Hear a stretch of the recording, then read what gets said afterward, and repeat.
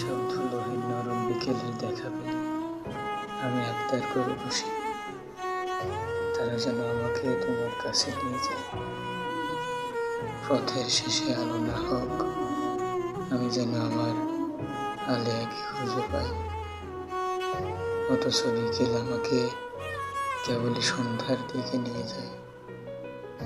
যায় বিষাদের রংমাখা সাহানের দিকে, যেখানে আলেয়ার অস্তিত্ব নেই, কেবলই আলোহীন অন্ধকার। সেই সব রাত নামা সন্ধ্যার অন্ধকারে বসে আমার দেখা হয় জোনাকি পোকার সাথে, এবং প্রসঙ্গক্রমে তারা জানায় অন্ধকার মূলত তোমার মন খারাপ। আজকাল তাই বিকেল দেখলেই তুমি, আর অন্ধকার দেখলেই তোমার মন খারাপের কথা মনে পড়ে।